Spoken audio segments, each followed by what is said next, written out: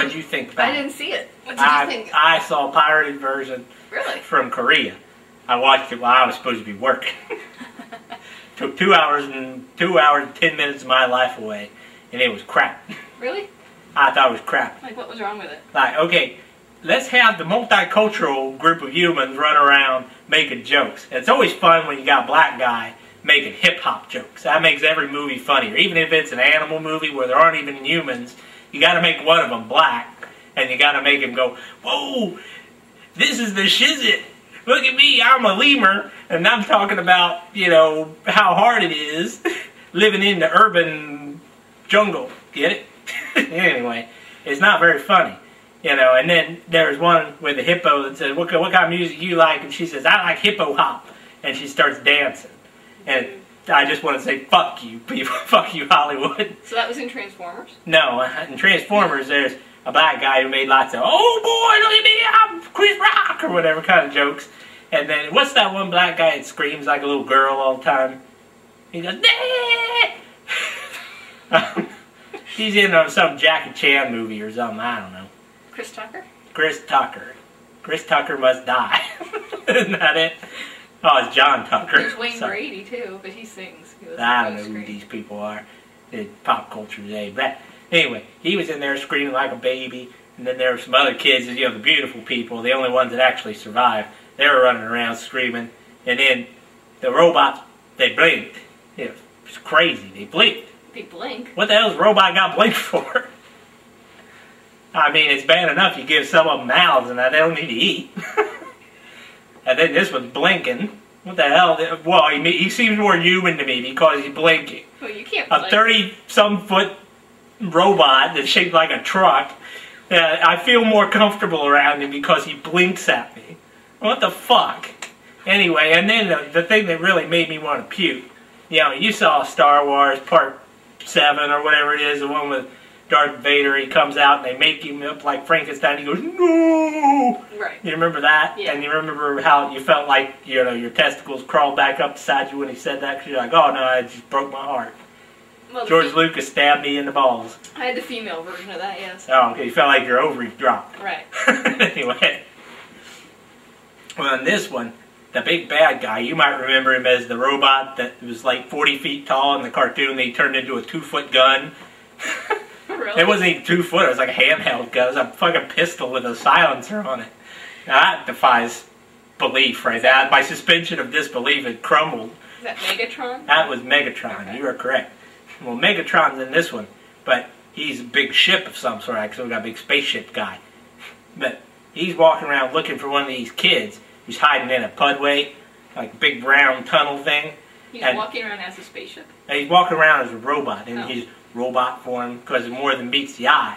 And then he's looking around for this dude, right? Like, he can't just use fucking radar or something. Of course, he can turn into an interstellar spaceship, but he doesn't have fucking radar. He's got to look with his blinking eyes. So he's looking around, he's going, where are you? And he's mad. And then he sticks his head down by this pipe, right? And he goes, I can smell your fear, boy. Like that. Smell your fear. Now, you've got a fucking olfactory system now, but you don't have fucking radar. Who built these things? Does a fucking Republican Congress build these? That don't make no sense. That's really weird. Yeah, it just totally blew it for me. But everything else was believable. Oh yeah, you know, all the running around, the Starscream and all that stuff. You know, Starscream survives. I don't mean to blow this. I don't mean to blow the movie for you. But if you're watching this, you probably deserve to be let down. Does Optimus Prime die? No, he survives. Oh, and unfortunately, Bumblebee survives. And I don't know, some of the other ones, I don't even remember what other ones there were. Jazz or somebody was in it. That's a good guy. He talks like Nipsey Russell. Does he turn into a guitar? No, he turned into a police car. Yeah, that makes a lot of sense, doesn't it? Policemen are notorious jazz lovers. You should ask them. So is that the black character you're complaining about? Yeah, well, he wasn't too hip-hoppy. And the black human was very hip-hoppy. He's like, oh, brother, how am I supposed to stay calm when there's a 200-ton monster coming after me? As he says stuff like that, and it's supposed to be irreverent funny. Which I don't really think, like, almost dying is very funny. Go figure. Anyway, yeah, it was pretty stupid, but, like, Megatron dies. Oops. That actually happens. He gets killed. And How then do they Starscream goes, he blows up. Oh. He blows Alright. a bunch of pieces. He's dead. And that's how it ended. And they said, oh, can we live here on Earth? And all the humans are like, yeah, I guess you can live here on Earth. And they do. How? But Starscream goes into space. He sends out a signal for all the other Transformers to come find their way to Earth because they have a new home because they scattered after Cybertron blew up. That was the name of the planet. Cybertron. Cybertron, that's where they're all from. And it blew up in a horrible cataclysm. But I'm sure part 2 will bring in the storyline with that big robot that eats planets. That was how it really blew up. Boy. So where are they all going to live? They're going to live on Earth. Why And they're going to where? disguise themselves as cars. Cars and farm implements and things like that. Nobody wanted the Transformer that turned into a plow. He was almost as lame as the Transformer that turned into a microscope. Really? You remember him? No. Perceptor was his name. It's true. And he was kind of this fruity medic guy. He was a medic Transformer that was like a doctor for other Transformers, but he turned into a microscope. And the microscope could be really big, and the end of the microscope, the part you look in, where the refractors are and all that, and the magnifiers, that turned into a big cannon. But if he didn't want to, he turned into a little bitty microscope. And it made no sense, folks, that's what I'm trying to tell you. The Japanese think we're stupid. They make cartoons that make no sense, and the U.S. population falls for it. They go buy this shit. What's wrong with you? That Sound Blaster, you remember him? Was he the one turned into a boombox? He turned into a boombox that turned really small. Now, the first episode of Transformers, a cartoon, where they're introducing the Transformers, sorry, must have been an elephant in here. They turn into, I don't know, they're showing off the Transformers, right? And, Sound Blaster, or whatever his name is, he sneaks into a construction site to steal some stuff, right? Because they're there to steal your energy. That's why they came to the planet, the bad guys. So is this good? Is Sound Blaster good or bad? Sound Blaster's the bad guy. Okay. Well, he sneaks into the construction site as a boombox. How? How does it like these guys are just okay with this strange boombox shows up in their workplace. Does it, walk in? He's just sitting there. I don't even know how it got there.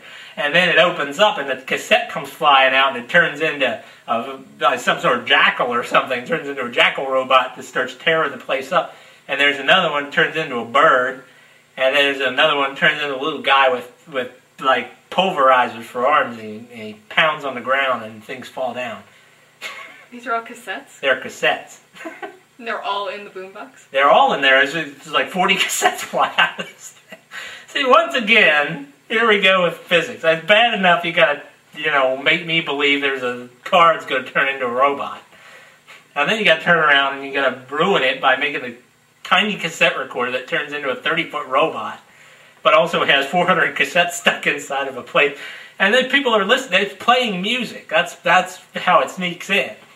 It's playing 80s generic rock and roll, and then all of a sudden it goes ape shit, starts tearing the place up. That's a bad day at work. That's the noise they made. Did they make that noise in the movie too? Yeah. Thank God. Same movie. Same Well, it song. sounded more menacing. It sounded like a lot of metal clanging together. So it was a little more believable, but I like the noise because that's fun. That reminded me of hot cocoa and failing classes. So was Sound Blaster in the movie? I don't recall seeing him. I don't recall. If he was, he probably would have been something really cool, like I don't know, Argus missile or something. I don't know. Everybody got this strange update, and they made him seem cooler. Did it work? No. The most retarded thing I ever saw was the Beast version of Transformers. I don't even remember what they're called, but they came out a while back as a digital cartoon. Beast Wars or... Beast Wars. That's it. Wow, look at that. I know a nerd. Yeah.